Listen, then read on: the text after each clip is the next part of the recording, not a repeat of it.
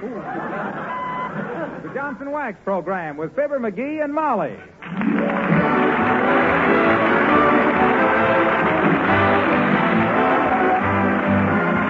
The makers of Johnson's Wax for home and industry present Fibber McGee and Molly, written by Don Quinn and Phil Leslie, with music by the Kingsmen and Billy Mills Orchestra.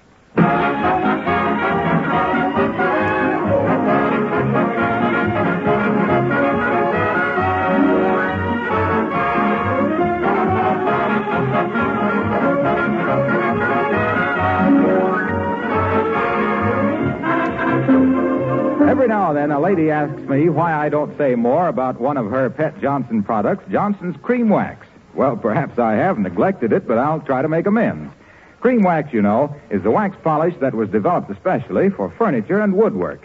It's a white liquid that does a remarkable cleaning job, cleans as it polishes. Women like it particularly for cleaning and protecting light-painted woodwork, though it's equally good on dark woodwork and all furniture. And for keeping a white refrigerator spick and span, there's nothing better. Dirt, spots, and fingerprints are whisked away instantly when you apply Johnson's Cream Wax. It requires a minimum of rubbing, leaves a satin-smooth, dry wax finish that protects tabletops, chair arms, in fact, all furniture and woodwork, against minor scratches and stains. Cream Wax brings out all the beauty of the wood grain. And, of course, like all wax finishes, it does not collect dust as do ordinary oil furniture polishes. Next time you're shopping, get a bottle of Johnson's Cream Wax and try it on your furniture and woodwork.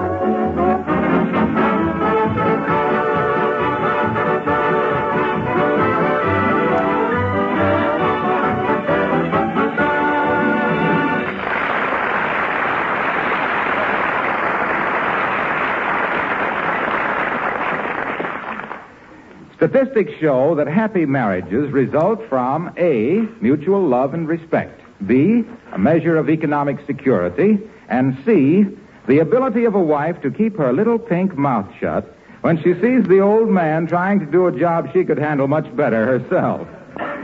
Like just now, as we meet Fibber McGee and Molly.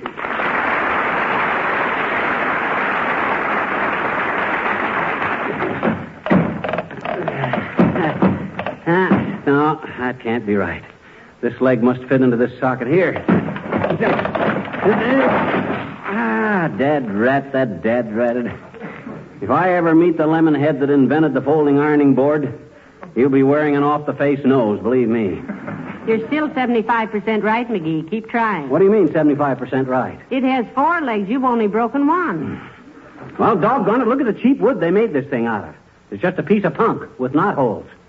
Well, it was the best ironing board they had at the Bonton, McGee. Cost $5.95. $5.95 for this worm-eaten, wobble-footed, loose-bolted, cross-grained collection of driftwood? That's right. Well, anybody that'd shell out that kind of dough for a Rube Goldberg contraption like this is just the kind of a bird brain that... Hey, is this the one that... Yes, dearie. Oh. The one you picked out yourself. For my birthday. Oh, well. There. I knew I could get it set up if I kept at it.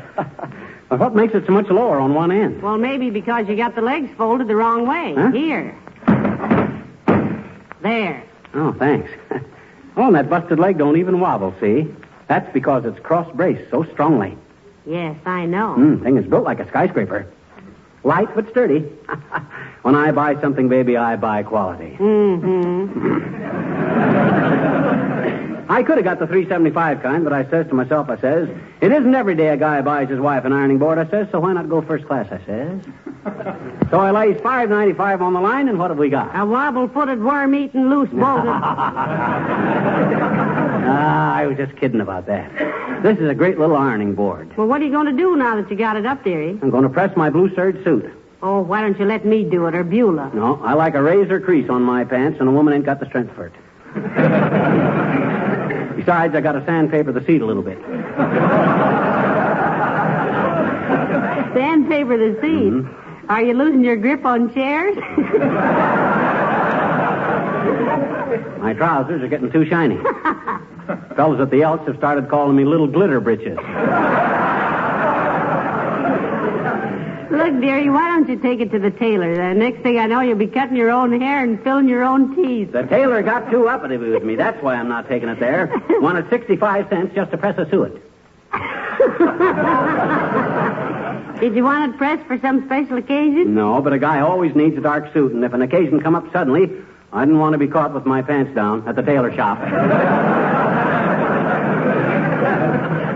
But, McGee, he's been charging 65 cents for 15 years. Exactly. That price is outmoded. With modern equipment, he can afford to do it for 50 cents, and I told him so. And he said?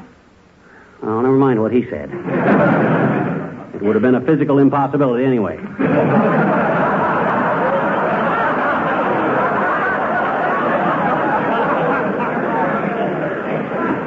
Better move the ironing board over by the window. To do an artistic job, you got to have a good north light. Well, you better get started. It'll be dark very soon. Okay, just as soon as I move the ironing board. I don't think it'll fit in that space by the window, McGee. Oh, sure it will. Look. McGee, look out for the end table. What end table? Oh. I'm sorry. Is that lamp seriously broken? It's nothing that can't be fixed for $6 or $7. Don't worry your curly little head about it. Now, let's see. I'll need a cloth and a pan of water, some sandpaper, and what else do I need to press a suit? Well, maybe I'm just being a little silly, but how about a flat iron? Oh, my gosh, yes, the flat iron. I was going to... Is something the matter, Mrs. McGee? Did I hear something fall? Hello, Alice. It was nothing important. No, just knocked over the end table in a fit of temper, Alice. You know how I am. Always flying into a rage and throwing furniture around about. Oh, creepers, Mr. McGee. I never knew that. You always seemed so good-tempered to me. Oh, he's awful, Alice. He threw his brother down the stairs once. Not really. That's right, Alice. My brother, Byron. He come in the house and started to hang up his coat, and there wasn't any coat hanger in the closet, so he calls upstairs to me and says, "Hey, Fib, where's all the coat hangers?" And McGee threw him downstairs, the coat hanger. Oh, you're just fooling. But I know a boy named Rocco DeMarco who has such a terrible temper he always counts to 10 before he says anything. Well, that don't take long. Well, he's a Latin and always counts in Roman numerals. He says I, V, V, I, V, I, V, I. McGee ought to learn to count to 10 in Gaelic. Uh-huh. Then when he gets his Irish up, he can get it down again. I can count to 10 in Gaelic now. 1, 2, 3, 4, 5, 6, 7, 8, 9, 10. Incidentally, Alice, a guy called you up. Says he was a Lieutenant Aldrich. Oh, that's Skippy Aldrich. He's a flyer. And creepers, I never knew what they meant by a pursuit pilot till I met him. Did he leave a message, McGee? Yeah, he said to tell the mouse. That's me. Oh, to tell the mouse that he was chartering a crate tonight for a special hop. And if you didn't put him on oxygen, he wanted to fit some special equipment to your port wing.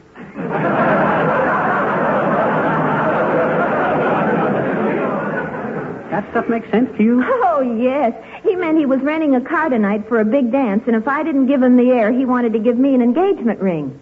Heavenly days. I just get to know the steering gear from the radiator on an automobile and the airplane around it. It's discouraging.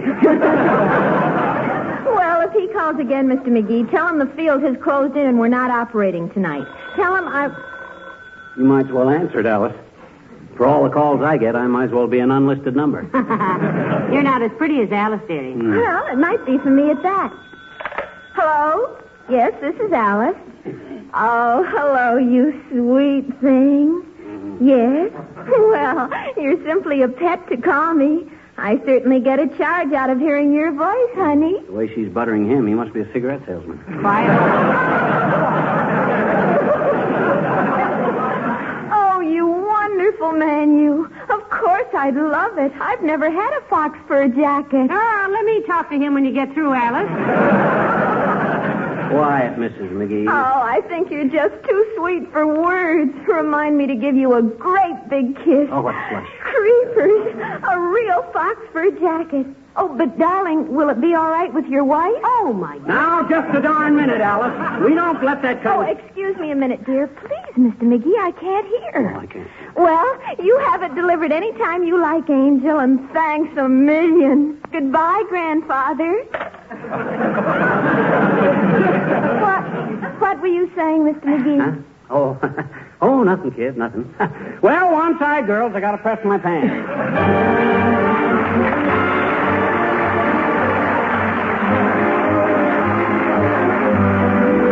Billy Mills and the orchestra play Tico Tico.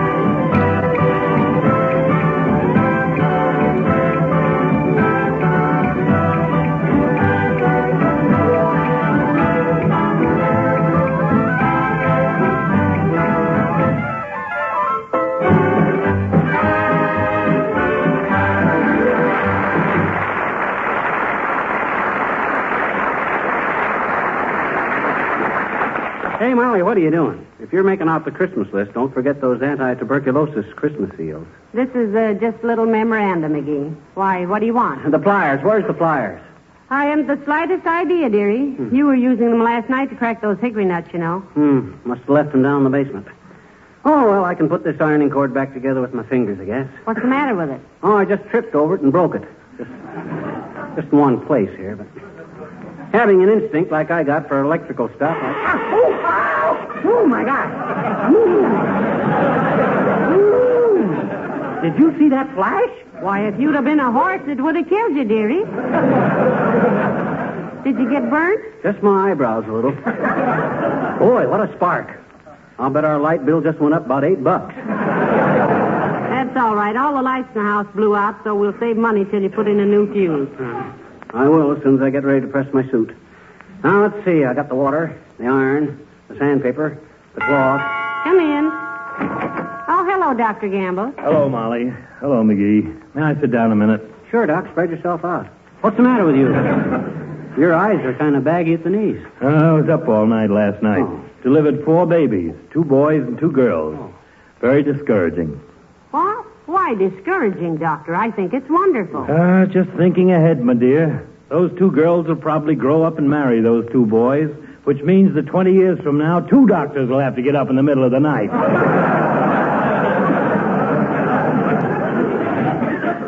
You poor lad. It certainly keeps you on the go with so many doctors in the service, doesn't it? Yes, I'm like a man who's running too fast. He's got to keep going or he'll fall flat on his septum.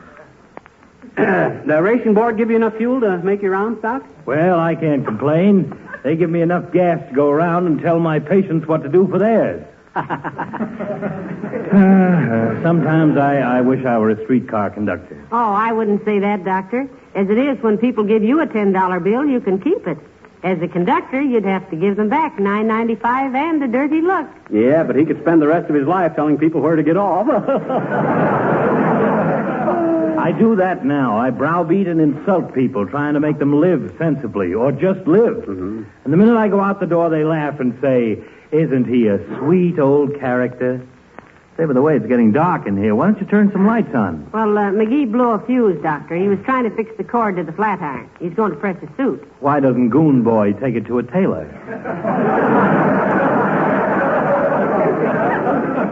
Doctor, he thinks the tailor overcharges. He wanted 65 cents to press the suit, and McGee thought he should do it for 50. And he should, too. He's got all modern equipment, presses a suit in a third of the time he used to, and charges the same high prices as he used to. Why, you little cheapskate. Who's a cheapskate? To give you a short answer, you are. Oh.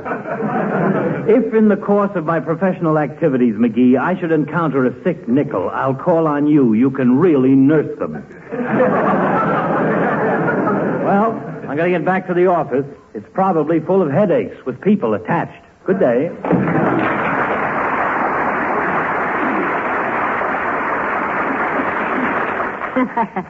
Isn't he a sweet old character? He's a sweet old fathead, that's what he is. Thinks I'm a cheapskate simply because I refuse to be jipped. Hey, raise that window shade a little, will you, Molly? It's getting pretty dark in here. You raise it, McGee. You're taller. Oh, okay.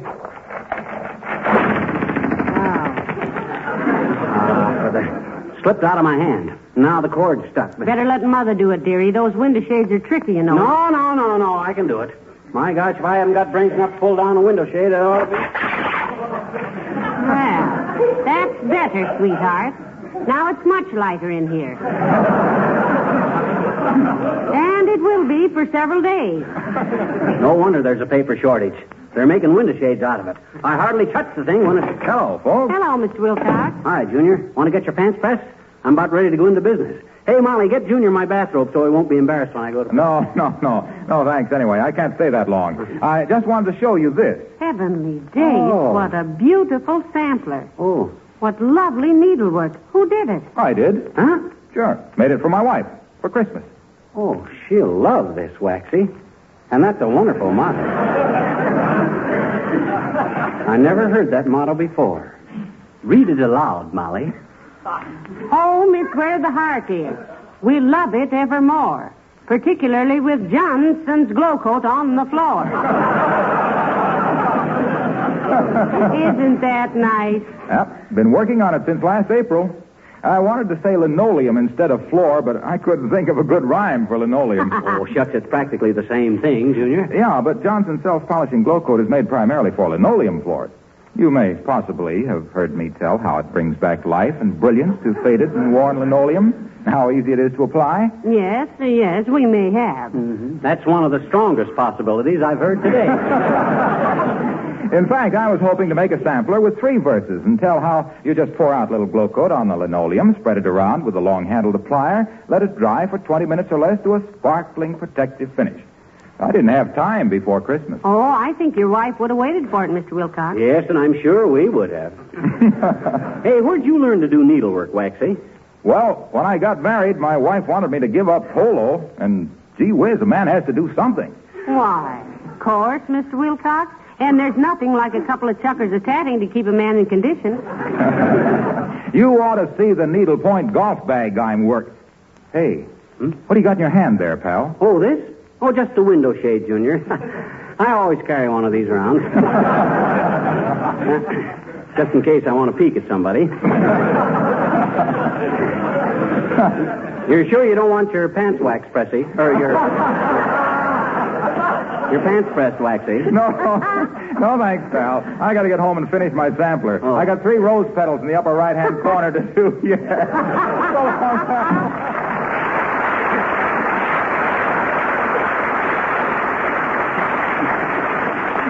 McGee, why don't you learn something useful like that? Heavenly days, you can't even sew a button on. No, you got to look for motives in a thing like that, Molly. What could you say about glow coat on a button? Well, there's that, of course. And when are you going to start pressing that suit? Well, it's too dark now without an electric light, and besides, the iron wouldn't work. Hey, run down and slap a fuse in the box, will you, Molly? Oh, no, wait a minute. Here's a penny. It's worth a dime at least, dearie. I'm not paying you for the errand. I just suggested you put the penny in instead of a fuse. I've heard about people doing that. No, not me, McGee. I may be hanged, but I'll be hanged if I'll be electrocuted. I'll use a fuse. Okay, suit yourself.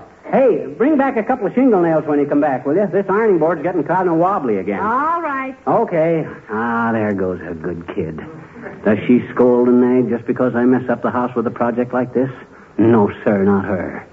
And will she give me little digs about it for the next 6 weeks? Yes, sir, I'll bet she does. My gosh, Come in. Hi, mister. Oh, hello there, Teeny. I haven't got time to punch the bag with you now, sis. I got to iron a suit. Oh, well, I just... I says I got no time for small talk, small fry. I got a pressing engagement. I guess my daddy was right, I guess. Your daddy was right about what? You, I betcha. What did he say about me? He said your theme song ought to be Bright in the Corn Where You Are. Your old man's quite a comic, sis. Mm-hmm. I'll bet he could get a great laugh with that gag if he had somebody tied down and was tickling their bare feet with a feather while he told it. My daddy's a nice man. And he's going to get me a little pony for Christmas, too, I betcha. Oh, he is, huh? I says he is, huh? He is what? He's going to get you a pony for Christmas. Gee, is he really? Oh, goody, goody, goody. Doggone it, how do I know? How does he know either? I haven't told anybody but Santa Claus yet. Well, now, I wouldn't lean too heavy on that, sis. You given any thought to how Santa Claus could get a pony down through your chimney? Oh, he can do it, I betcha. Yeah. He brought a piano down through it last year for my sister, he did. Yeah. Mm-hmm. Yeah, but you can take the legs off a piano. A pony ain't compartable. Why don't you settle for a puppy or some goldfish? Well, I got some goldfish, but I would like to have a puppy. Gee, I guess I'll write Santa Claus another letter and tell him that. What kind of puppy do you want, sis? One of those little low kinds. Mm-hmm. My daddy says they look like their mother was frightened by a taffy pull. Oh, a dash one. Mm-hmm. Sure. And I know just where Santa Claus can get one, too, I betcha. Where? At the Empress Movie Theater. Mm-hmm. I saw the sign they had up. Why, that theater just shows Western pictures, sis. They don't sell puppies. Maybe they're giving them away or something, then. What makes you think so? Well, gee, they got a big poster up in front that says, "Get along, little doggy, all this week." So long, mister. I gotta go write the letter.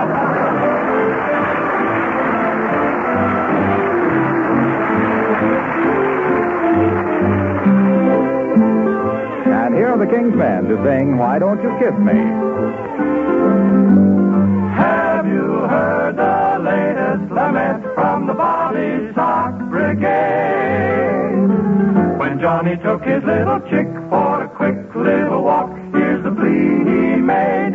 Quote, why don't you kiss me like you kissed me when you kissed me like you kissed me when you kissed me last night? Why don't you tell me what you told me when you held me and you sold me on the moon shining bright? You sent my little heart a zooming. I'm only human, I fell. But now you're different, you're indifferent. Got me so mad I could yell. Well, why don't you hug me like you hugged me when you hugged me like you hugged me when you hugged me last night? Why don't you thrill me like you thrilled me when you filled me with that silly little thrilly delight? Why don't you give out with that fire that a fireman just can't fight? Oh, why don't you kiss me like you kissed me when you kissed me like you kissed me when you kissed me last night? Between the groaners, the tuner crooners, and the glamour boys with all their glamour manners, I'll admit that my chances are slight. But when their appeal is over and through, and you stop screaming, then you will kiss me like you kissed me when you kissed me like you kissed me when you kissed me last night.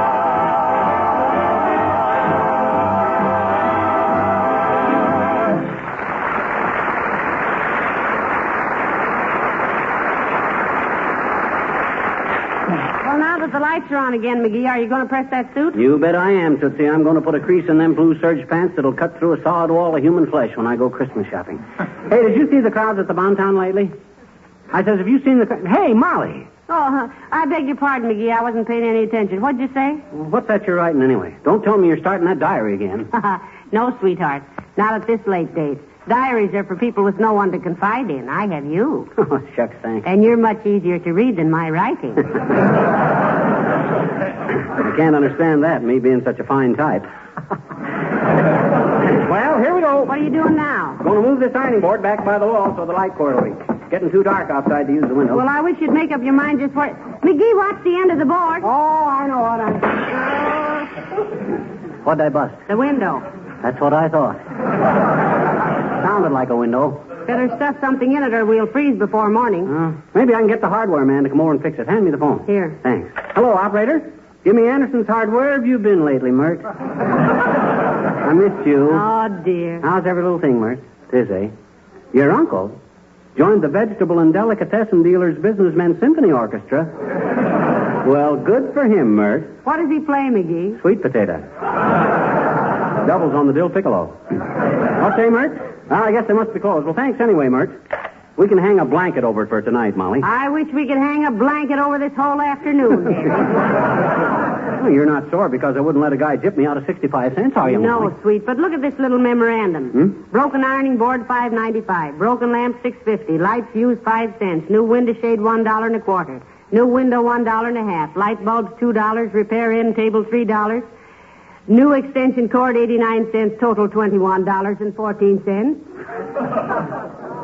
Yeah, but you got to remember, 65 cents comes off of there for pressing my own suit. When did you do that? Why, just... Oh, my gosh, I haven't done it yet, have I? Well, I'm getting right at it. Where's my... Oh, hey, Beulah. Oh, Beulah. You may modulate your tone, sir. Beulah is here. Beulah, Mr. McGee wants you to bring down his blue serge suit. Yeah, we're going to press it, Beulah. Yes, sir, but that blue serge suit... Well, for goodness sake, what's been going on here? Tycoon? You mean a typhoon, Beulah? Yeah, Tycoon is a big businessman. I don't mean to insult your friends, sir, but no businessman, I don't care how big, got any business wrecking a house like this. It's going to take me 3 days to get it back in shape for human habitation.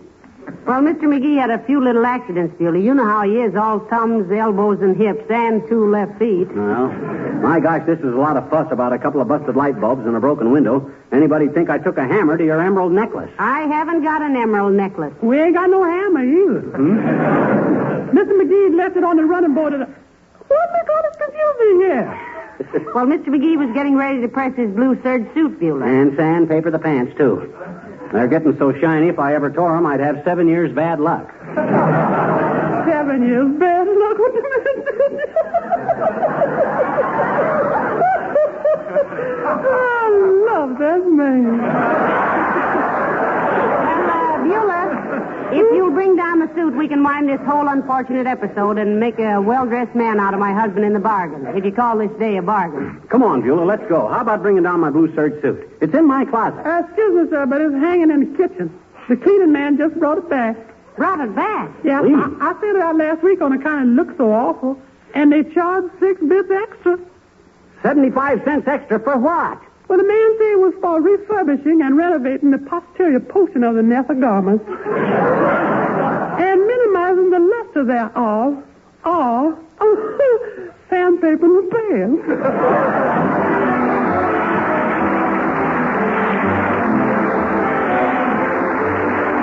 If your linoleum floors could talk to you, they would probably begin about now to ask for a little extra protection against the wet rubbers and galoshes that winter brings. And I have an idea they'd probably say, thanks for the Glow Coat. You can so easily give your floors extra protection these days with Johnson's self-polishing Glow Coat. You can renew the Glow Coat film as often as necessary with a minimum of work because, as you know, Glow Coat needs no rubbing or buffing. It shines as it dries without any work from you except spreading it around on the floor with a cloth or Glow Coat applier. If you're doing some war work, and who isn't, all the more reason for using labor-saving Glow Coat. Linoleum manufacturers themselves recommend this way of caring for all kinds of linoleum surfaces. They know it makes the linoleum last much longer and give greater satisfaction to their customers. McGee, I think you better get a new suit. This blue serge is just about shot. Gee, I hate to get a new suit without cuffs, too. Besides, this old suit has paid for itself many times over. In nickels. In nickels? Yep. You go into a telephone booth and start to put a nickel in the box and you drop it. So you just laugh because you know you'll find it later in the cuff of your pants. Wouldn't it be more delicate, dearie, if you said one would find it in the cuff of one's pants? I don't like that personal note. Huh? Oh, yes. Excuse me. Good night. Good night, all.